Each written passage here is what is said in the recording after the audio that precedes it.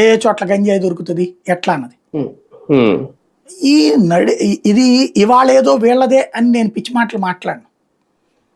ఇప్పుడు పీక్ స్టేజ్కి పోయింది.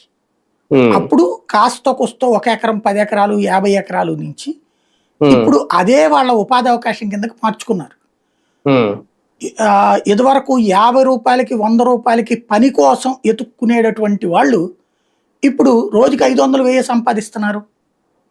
ప్లస్ అక్కడ చదివినటువంటి కుర్రోళ్ళు కూడా ఈ ట్రాన్స్పోర్టేషన్ మీద ఒక ట్రిప్ పట్టుకుపోతే 4000 5000 డబ్బులు సంపాదించుకుంటున్నారు.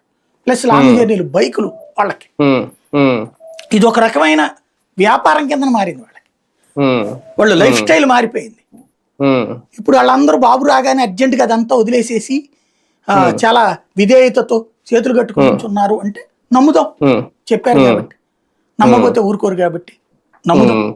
అంటే ఒక రకంగా అదే కనుక జరిగితే మంచి సక్సెస్. ఒక రకంగా ఎవరు చేయలేని పని బాబు గారి హయాంలో జరిగిందని అనుకోవచ్చు, చంద్రబాబు గారు చేశారని అనుకోవచ్చు. సరే, ఇక్కడ ఫోన్ ట్యాపింగ్ వ్యవహారం అటు తిరిగి ఇటు తిరిగి రాధాకృష్ణన్ గారి వరకు ఎలా వచ్చింది? ఇప్పుడు ఫోన్ ట్యాపింగ్ చెయ్యరనినా ఇవాళ చేయట్లేదు అంటారా? ఫోన్ ట్యాపింగుల్లో విచిత్రమైన అంశం ఏంటంటే నా ఫోన్ ట్యాప్ అయింది అనేటటువంటి వాంగ్మూలాలు తీసుకుంటున్నారు. ఎవరి దగ్గర ఏ ఆధారం ఇవ్వట్లాళ్ళు. నాతో అట్టన్నారు వాళ్ళు చెప్పారు వీళ్ళు చెప్పారు, వాళ్ళు ఇట్ట మాట్లాడితే నాకు అర్థమైంది నా ఫోన్ ట్యాపింగ్ ఇదే కదా చెప్పేది. దీంట్లో వీళ్ళ దగ్గర దొరికిన ఆధారం 670 మందో 700 మందో. ఒక్క ఏడాది, అది లాస్ట్ ఇయర్ది డేటా ఉంది. ఎవరెవరు ఫోన్ ట్యాప్ చేయమన్నారు, అది ఎవరికి చేశారు?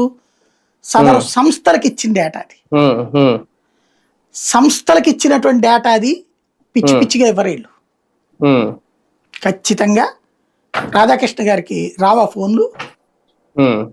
మావోయిస్టుల వార్తలు రావాల దాంట్లో. అంటే నేను అనేది సార్, రాజకీయ నాయకుల్ని ట్యాప్ చేయడం వరకు ఓకే, మొన్న ఏదో షర్మిల గారిని ట్యాప్ చేశారు అంతవరకు ఓకే. ఒక పత్రికా సంస్థల యజమానిని కూడా చేశారు అంటే ఇది ఇలాగ అందరి మీద నిఘా పెడతారా? అలాగా జర్నలిస్టుల మీద. ఓ చిన్న విషయం చెప్తా. ఆంధ్రప్రదేశ్లో చిలకలూరుపేట పోలీస్ స్టేషన్ ఉంది కదా, ఆ పోలీస్ స్టేషన్ మీద మావోయిస్టులు దీంతో దాడి చేశారు.